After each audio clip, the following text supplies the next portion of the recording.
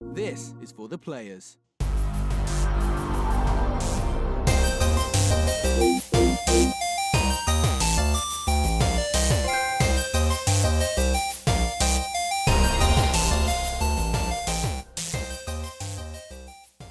I'm Ryan Betson. I'm Josh Saunders. And this is For the Players, the PopCulturists PlayStation Podcast. The almost 40 years of playing PlayStation and 5+ years in the games media combined. We thought we'd throw our hats into the ring and join that PlayStation conversation. Nice emphasis on the combined there. If you would also like to join the PlayStation conversation, you can do so every Monday morning at 9 a.m. Australian Eastern Standard Time on YouTube, iTunes, and other podcast services. How do you join that conversation? Simply head over to www.thepopculturist.com/questions. Gives you questions, thoughts, and suggestions for the show. If a week between shows is a little bit too long, join us on Facebook, join us on Discord. If you're feeling generous, join us on Patreon. Jump over there, check out the tiers. There might be something there that interests you. Yeah, no, I felt I had to mention the combined because someone mentioned in the comment that they're like, how have you done 40 years of PlayStation when it's only been out for like 22 years? When you're like 12. Combined, man. Combined. Yeah, I can get the since confusion. day one, it's always been the same line. Combined. I can But it's see easy the to miss. confusion. It's easy I to can see the miss. confusion. That's fun. Hey, man. Yeah. So you've been working your butts off this week? Yeah. Yeah. So It's fucking hot. So we've been different working hard. So you're actually outside working hard. So I Yeah. work in the energy industry, and there's a cutoff date where you can request for new meters and stuff to be installed, and that Right. was this week. Okay. So this week was just like pump, like brain melting, stupid amounts of work. Does that mean it's easier from now on though? Oh, from now Because it's piss people easy. can't come Yeah, we in can and just be chill. like- We just chill out for the rest of the year now. That's sick. We still do a lot of stuff, but it's Yeah. just chill. Yeah. No, well, I work outside most of the day, because it's getting so busy working more days and they're long days, and And stupid hot. it's just stupid hot, and I don't deal with it. And you climb in roofs and shit. In roofs and under houses and upstairs, and yeah, it's awesome. I got no time for that. No, me either. You know what's a really good place to be? Inside, playing games. What have you been playing? Wow. Wow. I'm playing some WoW. Of course you have. Not much to report on that. Not much that anyone really care about. So have you made a new character or are you still running your old? No, because the idea was when they announced the next expansion, because it looks wicked, just to get at my main ready for that expansion, because I haven't finished off, what's left to do here. So I'm almost at that point, and then I'll probably just put it down until the expansion comes out again. What was the last expansion? This one is Legion. The one that's just came out. So there's one that's coming out soon, and there's the one that's the current newest. Well, the current newest is Legion. The Legion, okay. Yeah, the next Because the last one I remember was like Pandaria or something. Yeah, that that was was like 20 years ago. 3 expansions ago at this point. They're up to number 8, I think. What? The 8th expansion, I think. Damn. It's been going for like 13 years, man. So It has. Like the last one I picked up was, what's the one before Pandaria? Wrath of the Lich King. No, there's what? Cataclysm. Cataclysm. That was the last one I jumped on. With big old Deathwing. Yeah, the cover of that game was Yeah, rad. He fucked shit up, he did. Since we had the community game night with Fortnite, played a little bit more of that. It's one of those games that's really fun. And then split second, it goes from this is cool to fuck this fucking shit fucking game. Yeah, I didn't get to join the community night, sadly. I had daddy duties. Yeah, that's fine. We had a full party anyway of 4, because you can only queue up with 4. But yeah, no, it's fun just to, if you've got a spare, half an hour. I would imagine like PUBG, you've got a spare half an hour, 45, jump in, play a couple of games and get out. Yep. Been playing on the Switch, Xenoblade Chronicles 2. I can't say too much about it because embargo and stuff. So thanks Nintendo So Australia thank for you that, very of much, course. Nintendo, even though it was a PlayStation show, but thank you, Nintendo. Yeah, this is our PlayStation / gaming show, yeah, so we can cover it, right? Calm your shit. Well, we're not covering it, but I've been playing it, and it's 2 thumbs up.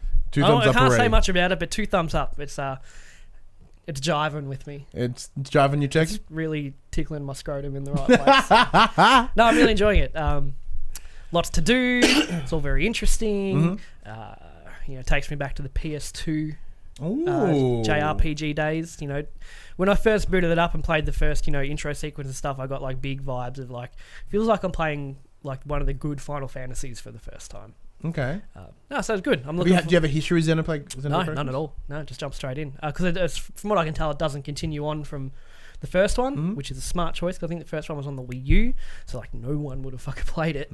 But it does. The first one does have good praise and word around it too, and this seems to expand on it. Yeah, Xenoblade Chronicles 2 does come out on the 1st of December, but you'll hear from us before that. Wink. Sure will.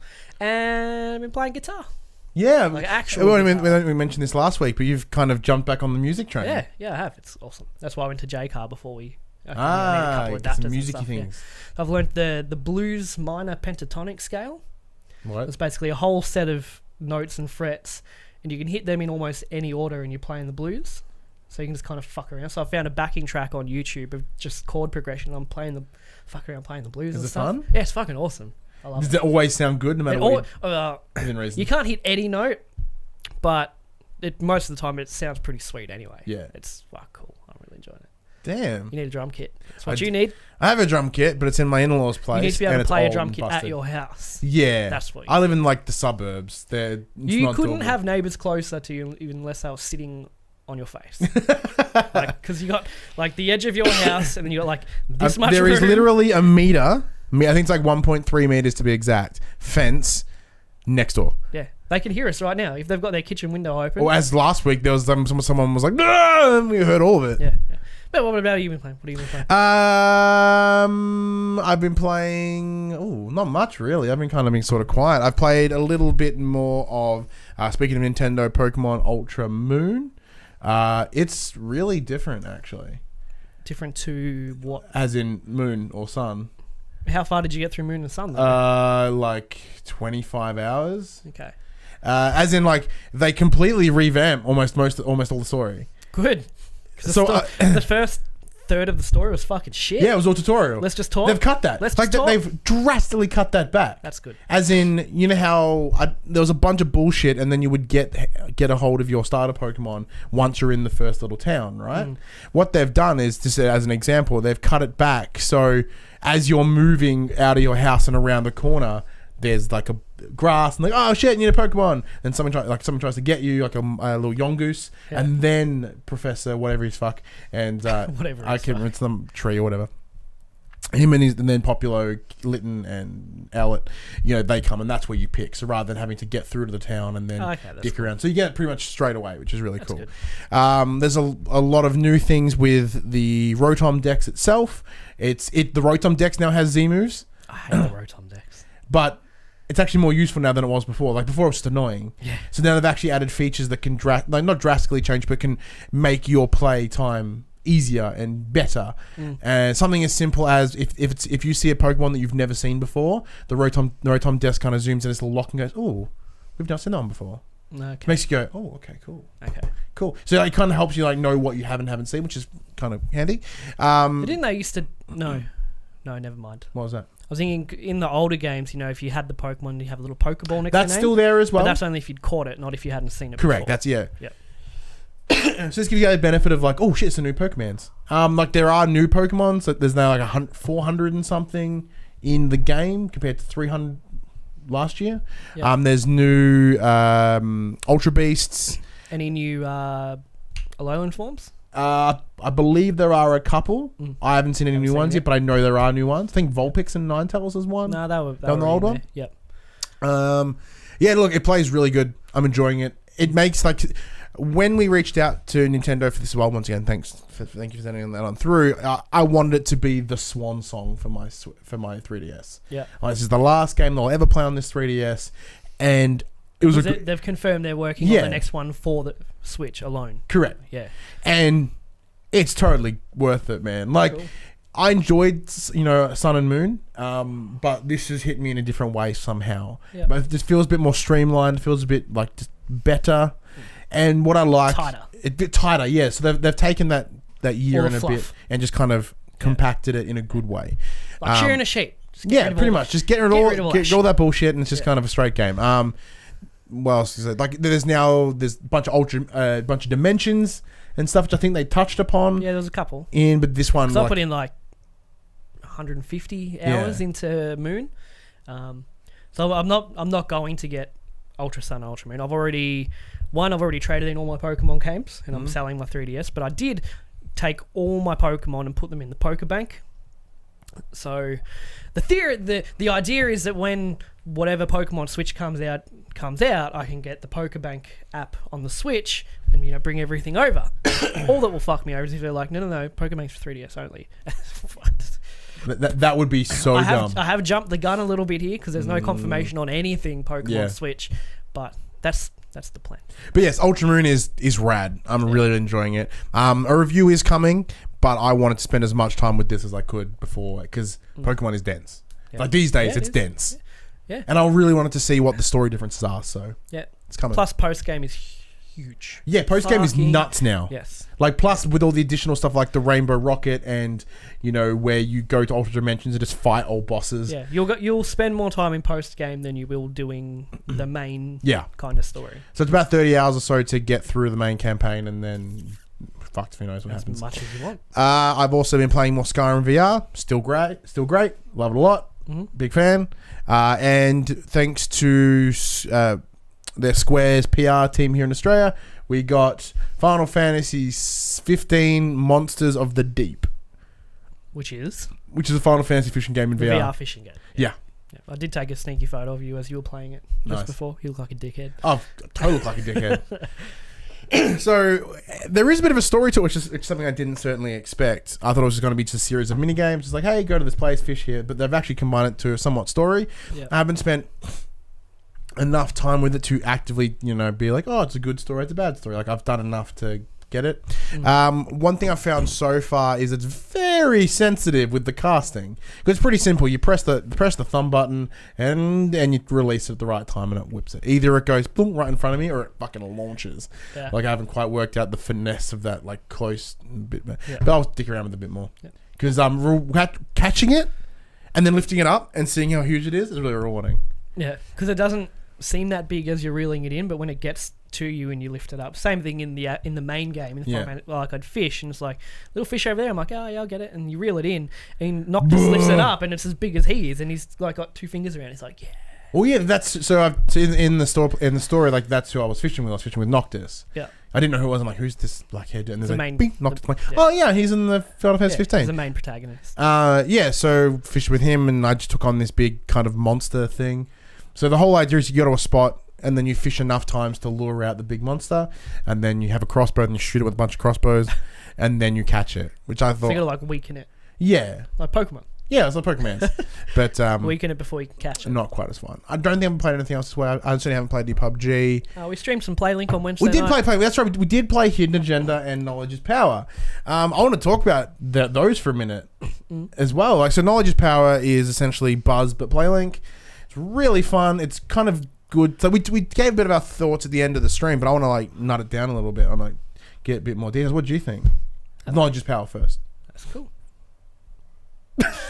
No, it was really good. I mean, I used to play Buzz with the kids and with the family way back when it was actually a thing, and they enjoyed it. You know, I think Knowledge is Power is probably aimed at a higher age demographic than That's You. Mm-hmm. So I think that, because That's You is just, you know, have some fun, draw some silly pictures, and, you know, everyone can kind of get in on it, and it's all a voting kind of thing to see who wins and all that. So playing that with the kids is a lot of fun. Knowledge is Power. I'd imagine they'll enjoy it.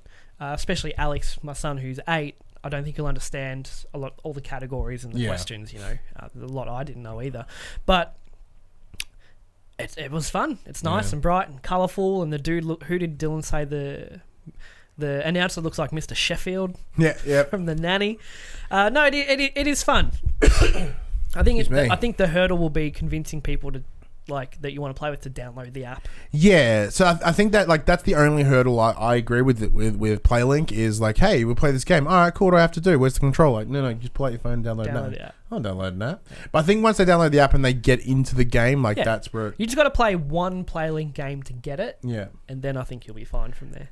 But yeah, so I think Knowledge is Power was fantastic. I had a lot of fun with it. As I mentioned in the stream, the one thing I'm not too fond of is how it runs you down a particular line of questioning. As in, if you happen to pick a food category at the start, the remaining 3, 4, 5, whatever are all have food options. You can run down the food. There's track. only one option to kind of start branching away from that if you want to, but yeah, because we streamed for an hour. We didn't have any repeat questions or anything. No, we didn't. I think it'd be difficult imagine to get there'd be a lot. repeats. Yeah, If it's a quiz game, you want to pack that shit. I imagine I'll be adding more over time as well. And the big one I want to talk about is Hidden Agenda. As you'll see from the title of this video, Hidden Agenda is a hidden gem. Ooh. I think it's great. I think it's a bit early to be calling it a hidden Hell gem. no, I think it's good. No, I say it's a hidden gem because I imagine the whole idea of PlayLink will turn people off. I certainly thought about that when they were like, "Is this PlayLink out Supermassive?" I'm like, wow, Supermassive do some really good shit. But It's like saying so and so is doing a VR game. It's like, yeah, you're hesitant, right? You're hesitant. Then we played this, and this was a legit fucking game. Yeah, so it was made by Supermassive, who can do storytelling, as we've seen in Until Dawn. They told a fantastic story, I thought, in Until Dawn. They're very good with the PlayStation Engine in terms of pulling, and their mocap in terms of, translating characters to a screen, which, we saw in Until Dawn. You can name a lot of the characters that you've seen in terms of the actors. Same with Hidden Agenda. We saw Katie Cassidy from Arrow. Arrow, Laurel Lance. Yeah. Lola. So what they've done here is they've taken advantage of because there isn't so much demand on gameplay in terms of making the person jump, skip, hide, whatever, shoot. It's all a giant cutscene. It's a giant cutscene with the choice decisions that you know from Until Dawn. So they've been able to take the gameplay power and move it into graphical fidelity. Yeah. So their faces and their face movements and the facial mocap is brilliant. And my biggest thing that instantly locks me out of any mocap is eyes. I'm like, your eyes are dead. I'm out. Yeah. Where these had some incredible eyes, like biggest they had the sheen to them. They had like the dilating pupils, and being able to see the reflection of what they're looking at really slightly as well. Like look at me right now, looking at each other's eyes. Romantically. Now, it being a PlayLink game doesn't mean you have to play it with people. You can play it totally by yourself as well, which I didn't know at the time, but we know now. So I'm keen to get back into it. The story seems real cut and dry at the start, but of course, being on Supermassive, nothing's as it seems, and it did really start to unfold as we were getting a little bit deeper into it. So I do want to see where that goes. Yeah, so it starts very, very simple, and then as you sort of move on, it kind of goes.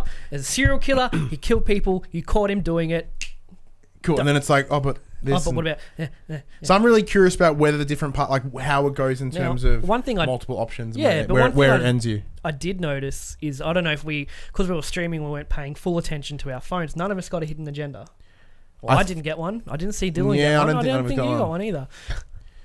Whereas when we played it at PAX, we got 2 hidden agendas during the 15 minutes we played, but we might have missed it too because we're looking at the chat. But maybe because we were playing the story version, not the competitive version. Maybe the hidden agenda, quote unquote, is part of competitive, because the whole idea is compete to get a particular outcome. You would have to play with a certain group of people who want to sit there and actually listen to the story, because you do have to kind of pay attention. But on the app, as events happen, it keeps it updated. So if you ever forget, you can check back. It gives you biographies of all the people that you meet. So at any point, you can get all the information. Yeah, you're like, oh, here's this guy again, and you pull up, there's his face, and you go, oh, he's a police chief, and he's a wanker because he's a dick. Yeah.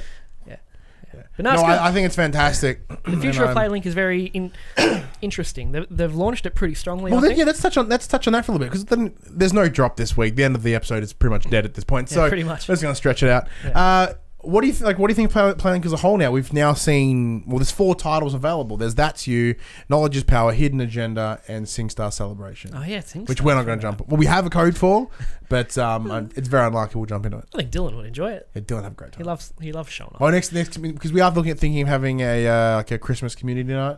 So end of the year celebrations. We can rock band and SingStar. Yeah. So I think they've launched with the right kind of titles to really show what it can do, because you've got That's You as your chill fun game, Knowledge is Power is that competitive kind of multiplayer game, Hidden Agenda is of course your very heavily story driven game, and then SingStar is just fun, be dumb and have fun. So they've launched with the right kind of titles, and having That's You be free for nearly 2 months, I think That's You was free for, was a good step. Now, as far as I know, Knowledge is Power and Hidden Agenda are about $19 each. $25 Australian. 25? Yeah. Oh, that's right, because Jess got her EB Games discount, didn't she? Yes. So $25 is totally a good price. It is once you play it, but I think someone who's interested in it and hasn't played any of it before, I think that's a little bit of a hurdle to get over. If I hadn't played them, I wouldn't buy them for $25. If I knew nothing about them. Now that I've played them, I'm like, yeah, they're totally worth that.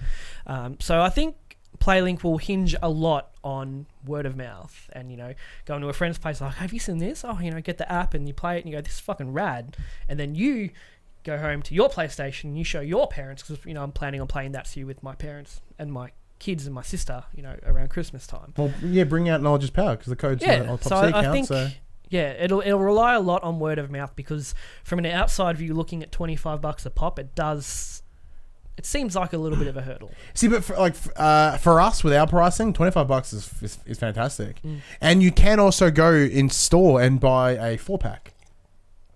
Oh yeah, I don't know how much it is, but I know you can buy all 4 of them in a bundle, which is like I think that is a great entry, especially people like with the internets and whatnot. Speaking of internet. Keep going. Probably just go to like EB Game or something. I'm they physical, are they? Yeah, they're physical. Yeah. So I'm in the same boat as you. I think that they've really got the right games. Oh, there's more games. Frantics. Oh, there's more coming. Coming out. Yeah, there's more coming too. That's cool. Is there a bundle? I swear there's a bundle. Not at the moment. Oh, okay. I swear I saw a bundle, but that's pretty cool. It might have been a PSN. Yeah, maybe. So I think I'm in the same boat as you. I think they've hit the right set, and there's enough of everything. As you mentioned, there's one that's family friendly, one that's very adult, and then it's just some good fun in the middle there. Yeah, you got competitive fun, chilled fun, and then your big story stuff. What's Frantics? I'm gonna pull that up. It says family. Frantics is a PlayLink party game where you and up to 3 friends face off in a variety of arcade-style mini-games hosted by a scheming, manipulative, and charmingly unfair fox. You'll do anything to stir up controversy, encourage backstabbing, and generally incite chaos. All right, that sounds great. That sounds like good fun too. But yeah, no, PlayLink I think has a good future in the PlayStation ecosystem. Yeah, because I think it really... PlayStation has really gone down a line of where for the gamers, the hardcore gamers, and I think this is a nice sort of intermediate. As in, the hardcore gamers will pick it up, and but you can now bring your family. Like my mother and my stepdad are coming around next week for my son's birthday, so I'll no doubt pull this out and go. Hey, let's play some quiz. And the benefit is, even though the app might be an initial hurdle, is that you don't need to own 8 fucking controllers. I mean, who doesn't have a smartphone to play on? Like, exactly. Well, my son doesn't, but he uses his iPad. Yep. He's got a tablet. So all these games can have 6, 7, 8 players, and because it is a PlayLink title and you use your phones, you don't have to give them all a controller to play with. And I think that's a really cool thing too. You know what's also really cool? The news. Oh, segue. Here is in a section we call Inform the Players, where we tell you about all the news that happened to PlayStation and the gaming industry this week. Pretty quiet news week this week. We got as the year's wrapping up, we're getting kind of quiet. No drop for starters. So we got 7 bits of news, including the top selling games. Number 1, those who haven't yet purchased Wolfenstein 2, the new Colossus, can now play the entire first level for free. According to Bethesda, a free trial for Wolfenstein 2 is now available for download on PlayStation 4, Xbox One, and PC. In the event that you do decide to purchase Machine Games' new first-person shooter, your progress from the demo will be transferred over to the full game. Demos are sick, man. I'm going to get that demo for the PC just to see how it runs. Oh yeah, that's cool. We don't get enough demos anymore. They've kind of gone the way of. See, but I like what they're doing now. So, previously demos used to be they just pull a part out of the game and that's it, right? Where now it's you literally download the full game. And it's just unlocked up. You get a timed section or one level, and then if you like it, you essentially go, pay, and it unlocks the rest. Bethesda are good with it because Prey had a demo as well, not on PS4. Their reasoning was a bit fucking weird, but I think that was who's the developer? Arcane. Arcane said you don't need a demo on PC because Steam offer refunds. It's a big fucking weird thing, but demos are rad. I want more demos because this is why I normally buy physical, which we're going to go into a little bit later on anyway. But if I buy physical and I don't like it, I can get a full refund, or if I plow through it, I can trade it back in. So I like knowing, is this $100 I'm about to spend going to be worth it? One thing I'm finding very interesting now, though, is a lot of companies are doing demos later. Back in the day, the demo would be before to get you all excited, and that's what betas are now. On a disc in the PlayStation magazine. Oh, takes it back. Yeah. But now they're on the lines of so we've gone past our initial sales peak.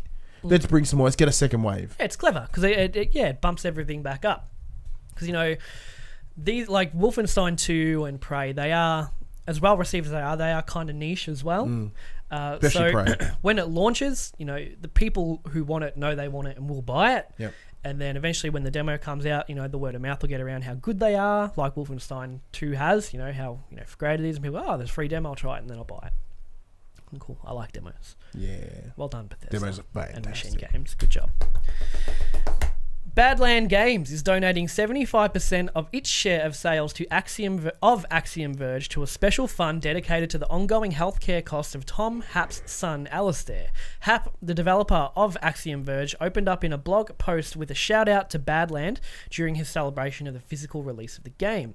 Happ's son, Alistair, was born healthy, but due to a failure to treat a case of jaundice when he was a few days old, he now has a lifelong condition called kernicterus. Sorry.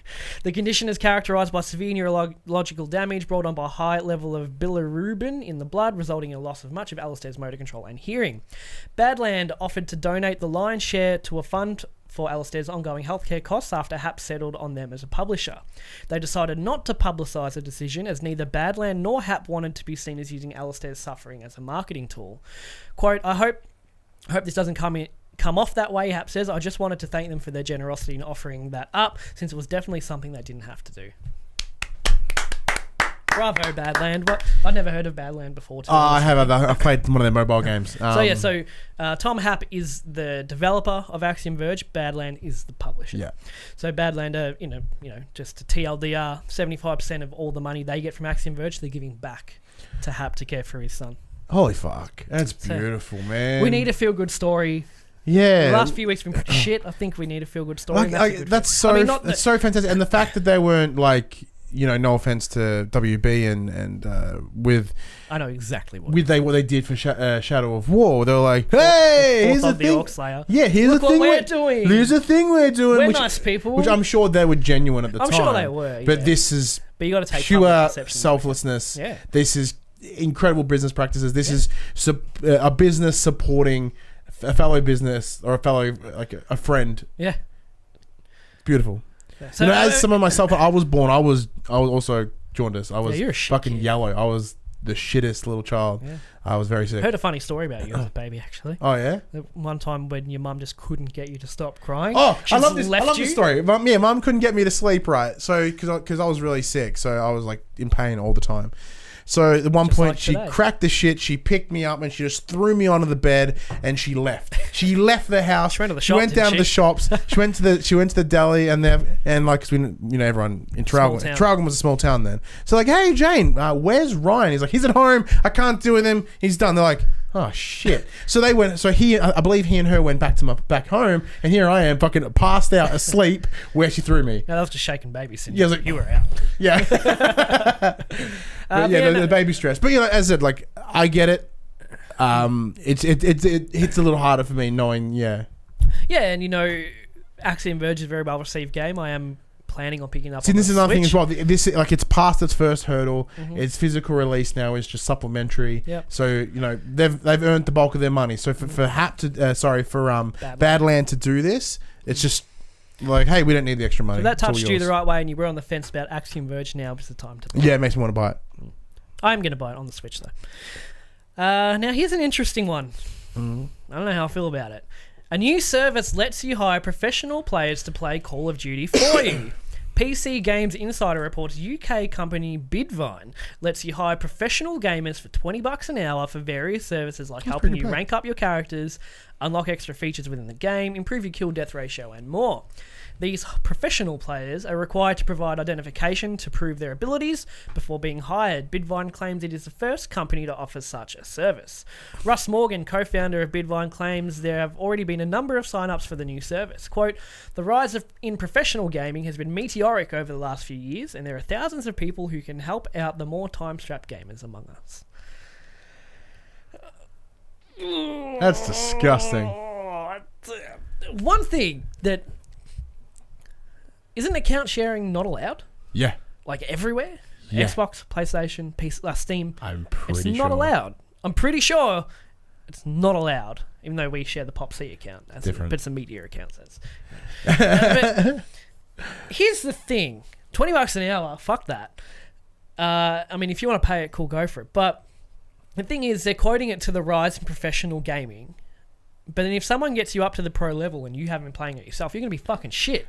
So you know what's like? That's the thing that I noticed when it was like helping you rank up your characters, improve your kill death ratio and more. Like, well, my kill death ratio is like 7. Yeah. Really? That's cool. Let's play a game. You died 90 times and you killed 2 people.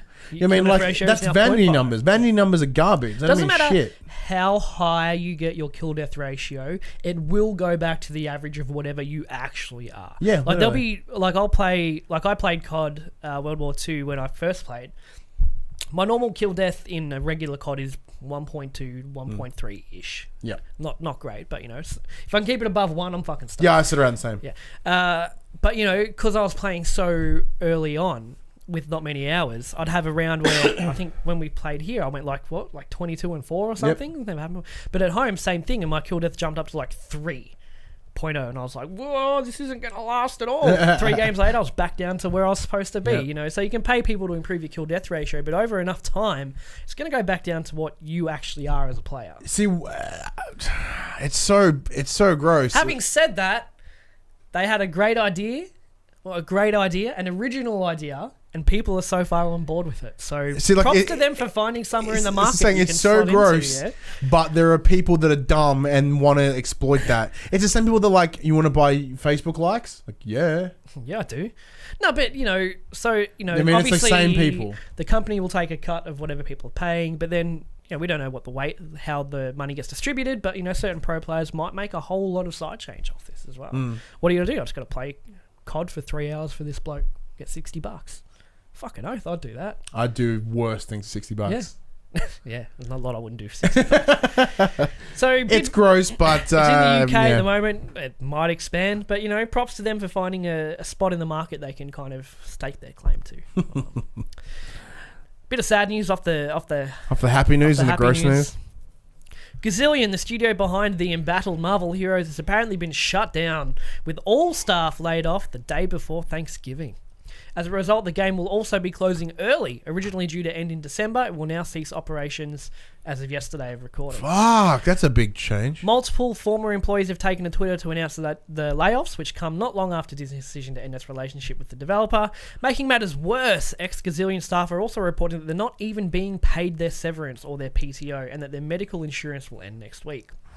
Also, last week, PlayStation and Xbox players began the process of asking for refunds for money they had spent on the game that's less than 6 months old that will no longer be playable. That last bit is a risk you take, you know, buying microtransactions. Like, it's free. Microtransactions, totally cool, totally fine. But, you know, you're just paying for the license to play the game. They can take it away. They're not asking for refunds of the game. They're asking for, so say they went in and they spent $100 on the in-game currency, on the currency. So say the currency is called Rubens. I don't know what it's called. I've never played it. So in the game they've bought 10,000 Rubens, and they've only used 4,000, and the game's like, oh, it's closed as of Friday. Like, well, I have 6,000 Rubens. What the fuck? Yeah. Yeah. That's what they're asking for refunds for, not the game, because they can't. It's free. It's free. Yeah. That's what I meant, like the money they've spent. And I think there's a line on it as well. I think there's if you've bought it within X amount of time, which Sony and Microsoft don't have to do. No, they don't. No, they totally can just go suck it. But you know what's insane though is there's such a quick turnaround from running to word that it's being cancelled to it's gone. But I mean, I totally get where the players are coming from. That, you know, spent money on this game that's only been out for 6 months on the consoles, and then all of a sudden it's gone. And it's just a bit of a lesson for these kind of things. You know, you gotta think a bit about it. Yeah, I never expected this game to last very long, but not 6 months. Same goes for like people don't feel like same as Destiny as an example, right? People probably have a bunch of silver in that game. Yeah. Who the fuck plays Destiny 1 anymore? You know what I mean? Like all that money is stuck on there. Yeah. And even everything you've ever bought stuck on that game. Having said that, Gazillion, if all these rumours are true, fuck you. Fuck you. Not fuck Gazillion. Yeah. They're the ones that laid everyone off. Yeah, but they laid off. Aren't paying severance. But also fuck Disney for being like, nah. No, Disney's like, if there wasn't any money, it's business, yeah? And it might have been with this too, but if they're not paying severance or PTO, go fuck yourself. Look after the people. They should have, like, that shit should be allowed for. As in, like, if everything goes under, we have a kitty that goes to that pays stuff. Yeah. Assholes. Third last bit of news. I think this is cool. I know, probably don't care, but I think it's fucking rad. In 2014, some early footage, Bloodborne footage, showed off a big enemy with a flaming hand. It has taken until November 2017, long after fans assumed this beast had simply been cut from the product, for the enemy to actually be found within the game. As Morris Nix shows in the video that was attached to this article that I pulled, in 2014, a flaming undead giant was shown as part of a demonstration of the game's Chalice Dungeons. When Bloodborne was released in early 2015, however, that bad guy was nowhere to be seen. Where is it? 3 years later, yes, nowhere to be seen. I'll skip that bit. 3 years later, on November 19th, 2017, a group of tomb prospectors led by Colbrot Commander made the impossible discovery by officially sighting the first ever flaming undead giant.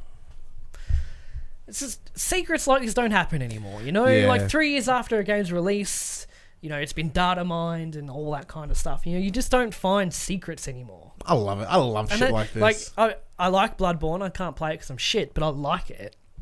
And I love this kind of shit where it's like, you know, 3 years, you know, and, you know, From Software sitting there going, no one's found this yet. No one. No one in the fucking world has found this yet. And it's so hard to do in games these days, to put something there that no one's found, and it takes years. Like, people still find secrets in old Super Nintendo games. Yeah. Like, it's fucking awesome. Like, I remember, but people find that shit out pretty quickly, right? An example is with PT. Like, when that came, everyone's like, what is this? And then within 12 hours, it's like, it's a trailer for Silent Hills. Yeah. Like, oh, man. Yeah.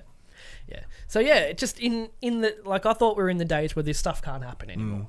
And it still does. So, From Software, good job. Keep it up. Well done. Second to last bit of news. Bit of an update on the EA Battlefront 2 shenanigans.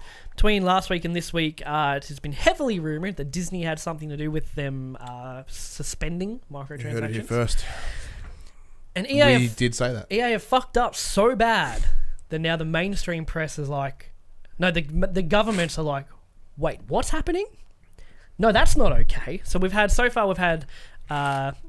Belgium, Hawaii State Representative, and down here, good old Victoria, Australia. The Garden State. Says my number plate. To see, like, because we feel like, especially in Australia, especially in Victoria, that, like, the government just doesn't know video games. Like, doesn't talk about them, doesn't give a fuck. Victoria's pretty good. Victoria's the hub of independent games in Australia, but it never gets spoken about on Correct. this level, yeah? So for the Victorian government to come out and go, yeah, this is actually pretty shit. And the comments made from the Hawaiian state representative were pretty fucking like... Yeah, he called... I've got him here. Oh, here you go. Hawaii State Representative Chris Lee is taking a stand against what he calls the spread of predatory practices in online gaming. Jim Sterling just cummed in his pants when he read that, I guarantee it. Oh, yeah.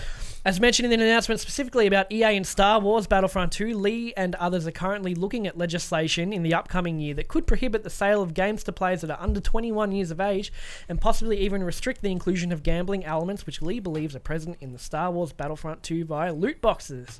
Lee and his team have also been in conversations with other legislators who are examining similar options of their own states in an effort to curb what he describes as predatory behaviour on the part of game publishers. I believe he straight up name dropped Star Wars Battlefront. Yeah, I believe he called Star Wars Battlefront a digital casino. Yeah, something along those lines too. Something along those lines. I'm like, whoa. Yeah. So damn fighting words, mate. Yeah, but I mean, this is good and bad. Yeah, it's good in the way that it may be regulated now, but it's also bad in the way that it may be regulated now. So this is the same... Where are they going to find this line? This is the same level of conversation that happened when... This is how the MPAA was created in America. When games... ESRB as well. Oh, sorry, ESRB, not the MPAA. MPAA's movies. Yeah. The ESRB. So there was a time where no one gave a fuck about games. They're like, all right, whatever. And then out of nowhere, they're like, maybe we should care about games and what kids should be playing. Have you seen this GTA game? Yeah, so, but then the ESRB came about because of it, which is fine. The ESRB is fine, but it's funny how history repeats itself. Yeah, and you know, is EA getting calls from all these other devs like, "Fuck you, man! You fucked it all up for the rest." Not even. I think everyone's gone. Oh, there's a line. You know what I mean? Because because EA have done. We were talking about this last week. I'm sure we did, but it's like that when we talk about all the things that microtransactions and loot box shouldn't be used for, like EA are just like, check it. Check our dick. You know what I mean? And like, and that's what's so baffling. And I've been thinking about it the last couple of days because, as we mentioned before, like some days I just get super fucking cynical about video games, the video games industry, and I had the same thing. I got super cynical. I'm like, what the fuck world are we in? Where this shit, like, I understand games are a business and they've always been a business and it's always been about making money, and that's fine. Most things in this life are about making money. You know, like as much as we love doing this, we want to make money one day doing it. You know what I mean? Like, that'd be nice. So that's the point I'm making. Is always a business decision. There's always a money based motive somewhere. It's just the fact that it was uncapped at the moment. But what's fucked is EA said in their investors call, even with the removal of microtransactions, we will not see a noticeable dent in our profits. Yeah. Which means you did not need to put this in. Mm-hmm. You are doing this to simply line your pockets further, the internet, you dirty pieces of shit. The internet's been pulling that one statement apart because now the excuse of, games cost more to make and, can't be used. Because EA have put that one little statement out where it's like, oh no, we'll still make just as much money, investors, don't worry. And it's like, why the fuck did you put them in there then? Yeah. Because you can. Not much longer, it seems. Cause I know it's last week as well, because I've done a little bit more digging. I've watched a lot of other people's content about sort of the cost of video games. Like, yes, they quote unquote cost more money now, but think about it this way: studios would, like EA as an example, Activision, they would make 10, 15 games a year. They now make like 4, 5, 6 at best. Yeah. Right? So all this money that they would use to plummet into 13 games, they now plummet into 6. So, like... Yeah, but, there's also all your different pre-order packages. But the biggest counter I use to that is, but your install base is so much bigger. So that's the big thing. That's the thing. There are more gamers now than they've ever been before, and what do gamers do? They buy fucking games. Yeah. You know what I mean? Because it's the same thing. Like they talk about this, the whole the average age of the gamer is now 33 or 35, whatever. The people that grew up with it. So even you and me, right? We've grown up with games. So we're still buying games. So now there's a younger generation of people who are also buying games. So if anything, you've not actually lost any customers over time. No, you've gained. If anything, you've consistently gained more customers, and you will continue until the first generation of gamers, being the 30 to 35s, until they hit the 70s and start fucking dying. That's when you're at your cap of people that can own consoles. Yeah. But then population keeps getting bigger too. But we don't talk about that political shit. But you know what I mean. So your install base is always getting bigger, and now we're even in a world now where people own multiple consoles and they buy the same game multiple times. Bethesda. Not a bad thing because you deserve it. And sorry, not just Skyrim. If I'm still buying it, that's because you deserve it. So yeah, the whole we can't. If you and I don't remember, someone on the internet said this. I can't remember who it was. If you couldn't make a Star Wars game and make a profit on it, should you be making games at all? Yeah, I'm pretty sure someone said that. I think it may have been Jim Sterling. He said along the lines of, if this is what he asked in the Reddit AMA, which didn't get answered. Yeah, so he said along the lines of, if you are in a business where you cannot make a profit, you are in the wrong business. No, I think it was said a lot more eloquently than that, but it's the whole idea of like, if it's so non-profitable for you, get the fuck out. You're doing it wrong.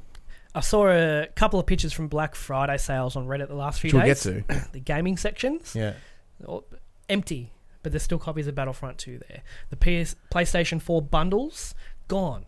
Still a massive pile of Battlefront 2 bundles there. So people know, not enough as we'll see in the top selling games for the week, but it has had an impact. And there was a report that it sold 60% less than physically than previously, which is great. So well done to everyone that is doing that. But at the same time, we've not won the war here. This is the battle at best. And at the same time, by us not doing this, by not buying the game, because I want it.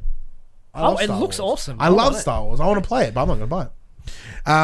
Like there are people, there are creators, there are artists that aren't being paid, or they're being paid and they're not going to get any more. You know what I mean? Like And that's what hurts is these people could be out of jobs because of some fuckholes wanting more money. But we are gaining allies, as we've seen with various governments voicing their concerns recently. So just stick to your guns. And all we can hope is that the industry as a whole has learnt something, and they will all.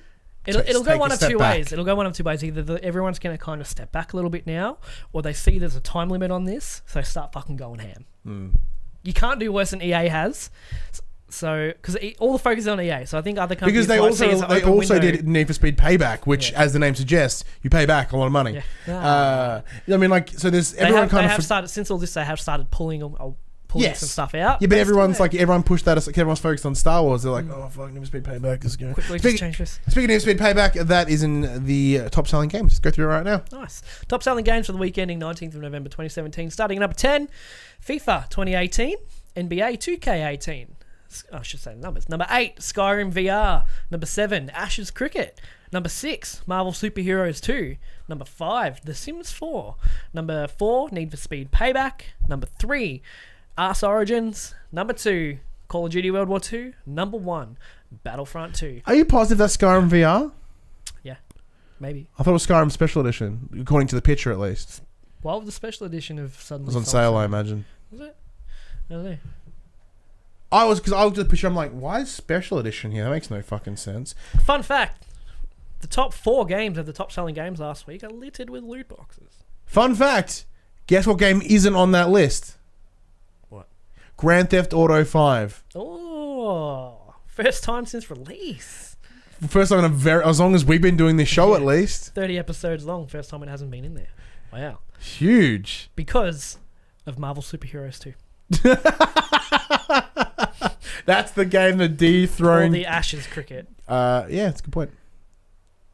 No, you're right. It is Skyrim remastered, not the VR. Yeah. Strange. I must use the wrong picture. I just saw Skyrim and went, oh, it must be VR because that's what's relevant right now. Special edition. Yeah. Interesting.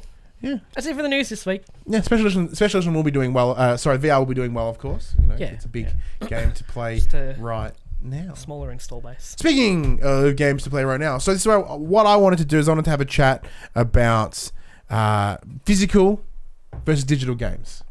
I'm sure we've had this conversation before in the past, but I want to tackle a very specific part of it. So at time of recording, this week is Black Friday, Cyber Monday weekend, right? So previously, this is very much a US sales holiday, but over the last couple of years, it's slowly made its way over to Australia, and I'm very grateful that it has. Thank you very much. We just fucking do everything they do now. When it comes to sweet bargains, I don't care. I don't need another reason to destroy my bank. Yeah. Oh, actually, I did make one. I've made one purchase so far. I bought the Razer Manowar 7.1 surround sound headset. Oh. I bought it for $111. It retails at $210. That's a lot of money for a headset. Seeing you already have 2. Yeah, but I want a 7.1. But they're not 7.1. I want a 7.1, and I didn't want to pay $200 for it. You've always got to have the latest and greatest, don't you? Yeah, I do. Yeah, you do. But PS4 Pro. But it's like I said, for 4K HDR for literally TV, like $110. Brand new PC. Well, this thing, it works on PC and PS4. Surprised you didn't pick up an Xbox One X so far. So like, yeah, I mean, like the sales are through the roof in some ways. What's your point? What I want to talk about is, so there are Black Friday sales on PSN, on the Xbox Marketplace. That's pretty and of course, there's some at EB Games, JB Hi-Fi, and all your physical stores. Pretty sweet deals out there. But I want to talk about pricing. Yeah. Because what's really fucked up right now is there's always been such a disparity in prices between the digital storefronts and the physical stores. But if anything, this sale has truly shown that more. So as an example, most games, or all games, on release day are the full RRP of $100 on the digital storefronts. In store, you're looking $70, $80. 64 at Big W. 64, depending on that's 64. Big W are pretty good at rocking 64. Big W are fucking awesome. So this is a discussion that we had a very long time ago when we were on the radio and we were talking about why are games $100. We broke it down. So obviously there's the game. There's the cost of the game itself. There's the substantial cost of getting them shipped over here because they aren't a lot of the time they aren't printed here. I don't believe, or if they are printed here, we have a big fuck off huge country that needs to be like distributed over. Probably in the middle of Northern Territory. Yeah. So get them by fucking steam train. A lot of it has to because you can't. You don't fly all that stuff. You move it in trucks and shit, right? Yeah. So there's obviously we're a big F off country. There's a lot of carting shit around. So it works out that, when they do sell them at like $64 or whatever, they're making nothing. Nothing. Yeah. To get people into the store. Yeah. And then you go into a digital storefront and they're asking for $99.95 and you're like, well, you don't have a storefront. Yeah. You don't have to make the game. You don't have to physically print the game. Yeah. You don't have to ship the game. All you're doing is give me a bunch of ones and zeros at $40 more. The fuck? Then on top of that, so there's all these sales going on now. An example is GT Sport, $29 in stores, which feels genuinely criminal. Yeah, it does. That game came out like 2 weeks ago, 3 weeks, like a month ago. Yeah, okay. And like, really, $29? Well, even like Wolfenstein. It's $45.50 on PSN. Even with a sale, it's $50 on PSN. Yeah. They'd never put it down to $29. Short answer is, I don't fucking know, man. I mean, Nintendo had a statement at some point in the last couple of months where they said they don't want to undercut physical stores because they don't want to undercut physical editions because they don't want to damage the brick and mortars. Yeah, fuck that noise. If you want us to buy digitally, give us a reason to, because stores like EB Games and GameStop, I always get GameStop and Spot mixed up. GameStop in the US, yeah. They are kind of on a time limit unless they kind of evolve the way which GameStop is trying to do. Which is why they've bought ThinkGeek, and that's why here in Australia with EB Games they have Zing. Yeah. The whole idea is supplement the income with a bunch of additional garbage. Well, even GameSpot, which one is the shop? Stop. GameStop, publishing games now. No, GameSpot. Stop. GameStop, like publishing games now, and they're looking at doing like a rental service as well. So they are looking at ways to kind of, diverse what they do so they can stay afloat. But I've still firmly got my foot down. If I can get the game physically, I'm going to fucking buy it physically. It would take a phenomenal sale for me to get it digitally. One reason is I'm at cap hard drive. My hard drive's capped, and I'm not deleting games to put new games on for a game that I might want to play again later and have to fucking download it. I'm not at that point. I don't want to do that. And the thing is that a lot of games I've got this year, I could only afford them because I was able to trade in games towards them, at the time. And there's normally pretty sweet trading deals too. Like for when Crash Insane Trilogy came out, I got it for free. So I was trading any 2 PS4 games and get Crash Insane Trilogy. So I did that. And when you get digitally, obviously you're stuck with it forever, yeah? But as for like why they're always more expensive, I don't know.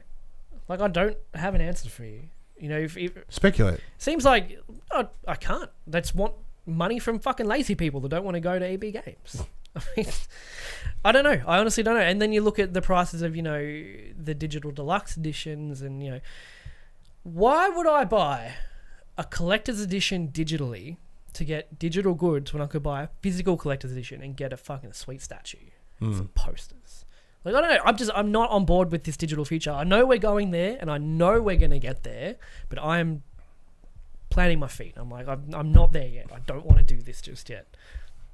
I can't even speculate because I can't think of a feasible reason why they'd be more expensive. Yeah, I think the grounds comes from what Nintendo have stated, because Nintendo, who notoriously don't alter their prices. No, I mean, I think Mario Rabbids launched at $79.95. I was like, whoa, I thought it'd be $89. That's what Nintendo always do. Yeah, it's like $10 less, and it's still there. Like I don't think it's dropped in price. But I mean, I know we get additional taxes and stuff over here in Australia. But obviously that doesn't make up the difference. But there are still brick and mortar stores down here that do charge the $100 for a brand new game, and if you want it cheaper than that, you have to price match it. But guaranteed, 99% of the time, if you can get it physically, you can get it cheap. If you can get it physically, it will be cheaper than buying it online. Every now and then, the PSN does do a sweet sale, and there are games that are cheaper than they are physically, but it's so rare for that to happen. And then of course there are games you can only get digitally, so you don't really have a choice. Yeah, like Rocket League and stuff. I mean, Rocket League used to have a physical, doesn't it? It still does. Does it? Activision. I mean, we reported like 3 weeks ago. Yeah. But I can't even speculate why, other than trying to keep the brick and mortar shops up. But I don't know why they'd be wanting to do that. Because they need someone to sell their consoles. Yeah, that's true too. Yeah, that's interesting. Elaborate on that. So where I come from, I look at it, I'm like, okay, cool. As someone that is in the best place to start embracing this digital future, I've got the NBNs, fast NBNs. So download size isn't an issue for me. Download it, because the speed and stuff is fine. Cool. So I'm slowly making my way into the digital future. Like right now, when we reach out to PR companies and they're like, hey, whatever, we ask for digital codes. Because one, it's super easier. We get it faster. And we can do more stuff with it quicker. And we can both. And we can share it. And we both play it at the same time. So like in that transition, like I've just by act of convenience with what we do, digital is preferred. But I still love going into a store and buying physical. Well, think like in your office, you've got that wall of PS1, PS2, PS3 games. With the PS5, it's be gone. Like you can't. Which is fine because you can't add to that collection. I'm content. Like I have a bunch of DVDs in that shelf as well. I'm like, what the fuck am I gonna do with all these DVDs? Yeah, DVDs are what? Fuck DVDs, man. Fuck DVDs. But games, like they do have a certain like nostalgia, like heritage. Like I'd throw out all my DVDs in a day if I had to save space. I'll fuck them off. Then I'll just download them, whatever, or rip them from the DVD because I bought it, so rip it. But for games, nah. Especially not the PS1, PS2, SNES games and all that I've got. They're never going anywhere. Because they're toys. They're my childhood toys. Yeah? Be like me throwing out the massive tub I have of Mighty Maxes. Not going to happen. Still in my garage. All my Street Sharks, all of that still in my garage. And the video games are the same thing because they're the toys I played as a kid. So see, like mine doesn't come from a nostalgic area. It's like... It just frustrates me because I feel in the same way that like everyone gets all sort of uppity about like microtransactions and loot boxes because they feel that someone's trying to rip them off. Jump on that PSN and you feel like someone's trying to rip you off. You know what I mean? Because like they are making the most amount of money they can on that. Yeah.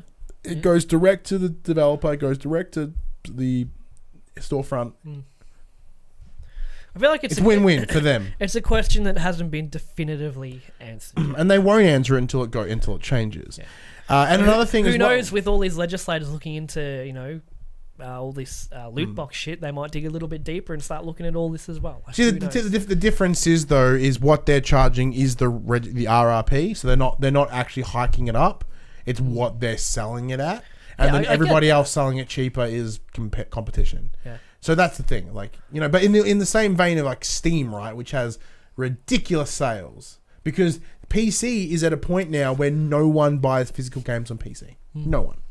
Because the transitions already happened. I buy the WoW expansions physically. Yeah, because you're a big fan of the boxes. I like all the boxes. This is a Cataclysm. Don't box. I said at the start of the video. Yeah. But no, I get what you mean. Yeah, it's so PC is in that all digital future. But the thing is, with a PC, you can easily have 8 terabytes of hard drive in there. Yeah, and more. Like go fucking crazy. Put as many fucking. We have 5 terabytes. Just for PopC shit. Exactly. And it's like, what, $120 for a 2 terabyte hard drive? Yeah. But at the same time, the PS4 now supports those external hard drives. Doesn't matter, though. That's irrelevant. Because then you buy an external hard drive to have more cables behind your TV to plug into that. And then it's like, I want to uninstall this. Is it on that? Which hard drive is it on? Then you get to the point where it's like, because if I had every game downloaded and ready to play, I'd have nearly 5 terabytes of games. Yeah, easy. Including all the patches and all that kind of shit too. And then it's like, then I need a 2 terabyte hard drive, then that's full. So I'll buy another external hard drive for another PowerPoint and another USB port. Oh look, I need a USB hub for this as well. Like, it's not as easy. I know you can plug in an external into your consoles now and do it that way, but it's nowhere near as convenient as a PC. Speaking of patches, this is another thing that I've been thinking about as well. So the whole idea of games getting bigger and whatever, and now with 4K, so we've got 4K textures, we've got 4K texture packs.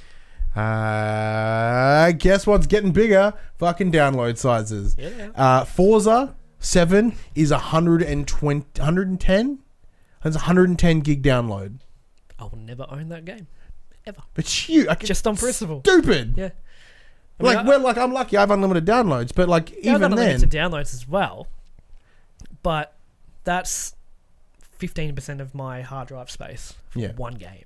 Not going to happen. See, this is where I'm trying to get at. The whole idea of, like, as much as I love the idea of the digital future, because it's convenient, it's handy, Australia is not in any place to do this. No, we're period. not. As a whole.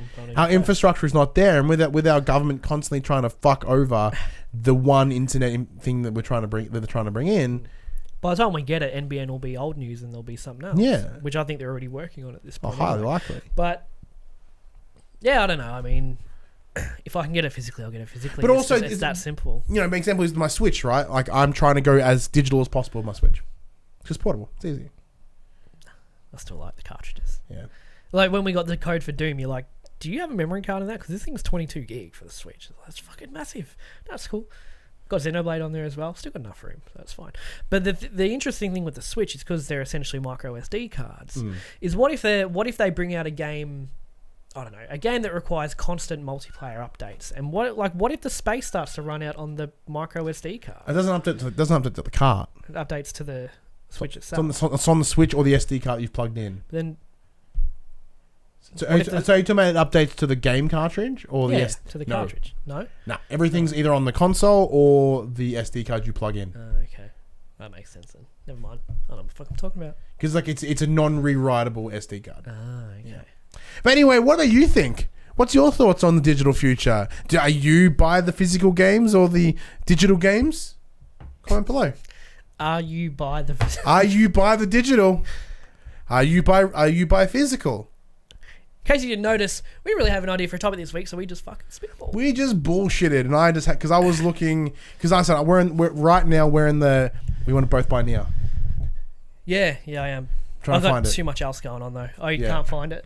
No, I was like, I want it, but like the PSNs are asking for like $60. I'm like, get the fuck out of here. Physically, it's 47. 47. I'm like.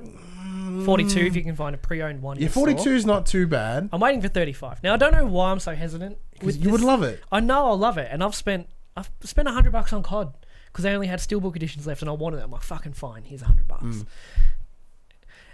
And I really want to play Nier this year because I'm sure it will be. You'll be in your top 3. In my game of the years in some discussion.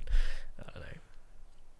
If you enjoyed that PlayStation conversation, you can join in many more every Monday morning at 9 a.m. Australian Eastern Standard Time on YouTube, iTunes, and other podcast services.